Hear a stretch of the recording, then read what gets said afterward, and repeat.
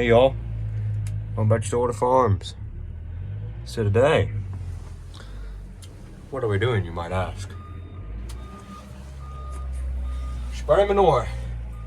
Sunday, blew the hydraulic line the moisture spreader yesterday when we made our first attempt.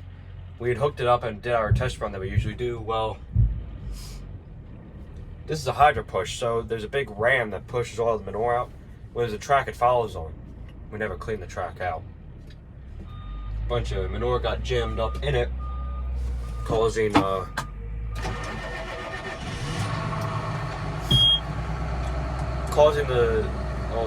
ram to stop moving. Which then, and I even had this in the settings on here, very, very low on the pressure. Still, there was so much pressure that I blew a metal line. But right now, John Deere wasn't open when we blew that line. This is John Deere manure spreader, which I think Pickrate bought them out.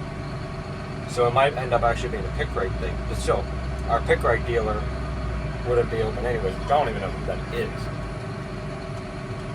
But, so, yeah. We ended up going to our local, one of our local hardware stores where they make these hoses, rubber hoses, and we got the same exact fittings, and we put said rubber hose on there, which it will work temporarily to get us through today to get all the manure spread out on our hayfield, but it will, we will have to put a steel line on there due to it requiring that. But anyways, so yeah. Brought the big tractor home yesterday. Sadly, it got a bunch of oil sprayed on it when that hose exploded. So, real fast, we have a deal worked out with our neighbors over there where we can come get their manure from them, all their horse manure, which is really good actually for hayfields. So, what we're doing is this is our little manure pile down here for our cattle manure. And we're loading that up first, then we're going to spread that load real fast, and then we're going to go up to the house, pressure wash the rear off to get all the oil off, and then we're going to run over to our neighbor's place and start trucking loads in and out of there, which you will see all that, which you'll see all the manure stuff happen. So yeah, that's basically the gist of what's going on right now.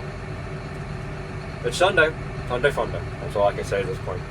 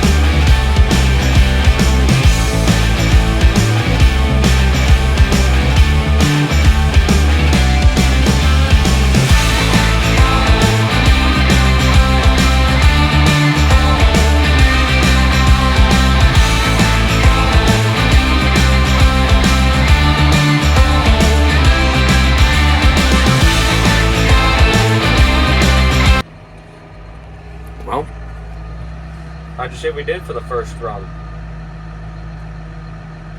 No wonder I had it up to, I had it at 1.20. It had a lot more clumps in it than usual, but it's a lot more consistent coming out now because I'm not, the machine itself is, the tractor's controlling that more than I am now. Let's actually take it down to 60. Yeah. Right, now we're going to run that thing at 60 instead, because still, like I said, came out a bit too fast, a lot more clumps, but whatever, you know, it's just, get fine-tuned these things now. I've never ran this tractor on the spreader before, so it's just a learning curve, that's all. And I'm going to increase to 2 on the tailgate. Show what I'm doing here actually. So my blue is my ram, which is like green like apron thing sticking up. So I have that at 0.60 now. It was double that, so I cut it in half. Going to my third one here. And I have that set at 2, which these buttons you can do fine tuning with, stuff like that. And this goes up by 1 increment, and this goes up by 0.04 increments. My tailgate opened a little bit slower than usual, so we'll bump her up to 2.52. That 0.52 actually makes a lot of difference. But this is my screen and all that. Wrong button.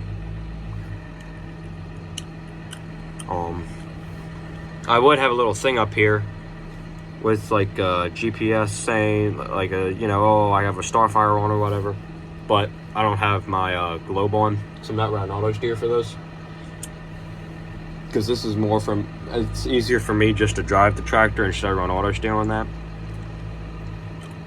But yeah, this is pretty much all of what this monitor looks like. I don't think you guys ever really saw this monitor, but I can go into my radio, engine, all that type of stuff. Which PTO, yeah, I'm set at 1,000, stuff like that. I can set a cruise to 750, but I want it at 7,000, or not 7,000, 1,000. I mean, but yeah. So you got like your auto track in here, which is installed, but I need the glow put on and all that. So yeah, it's nice.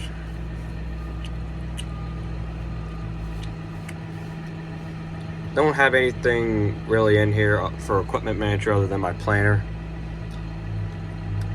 So yeah. And yes, it is 2 o'clock. So yeah. Whatever though. So that's about it. This machine has 4 remotes. Yeah, all that good type of stuff. This is a DEF tractor because of the year it is. So that's the only downside about it. But hey, I like this tractor a lot more than my New Hollands, because number 1, it's big and beefy, and I like big tractors. Number 2, the mirrors on this thing are amazing. I can see out of them and everything. On the New Hollands, you have these tiny little, I mean, they're even smaller than that bottom one, and they stick all the way up there. And they're very short. You can't even see behind the grain cart when you're pulling that down the road, which the grain cart's right over there. Because the grain cart's not wider than this tractor, but it's wider than the New Holland. So going down the road, it's like, I can't see, you know? But in this tractor, these mirrors actually extend out even more than where they're at. So that'd be great for going down the road in the grain cart.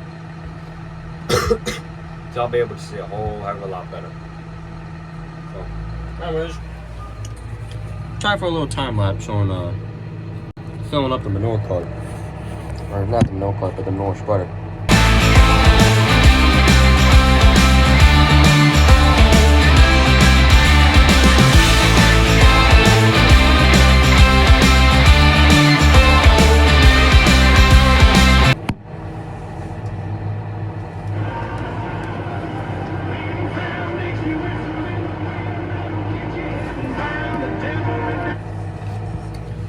Look at this, guys. See that? That's a bald eagle. Look at that thing. That thing's huge. It's got something he's trying to fly with.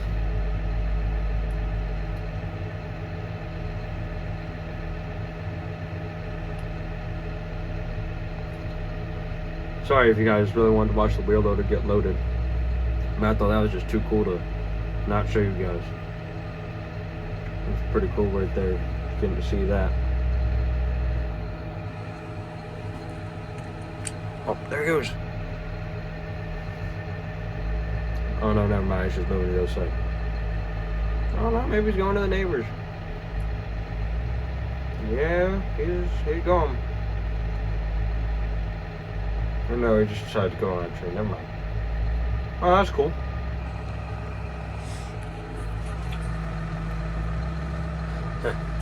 That's pretty cool getting to see that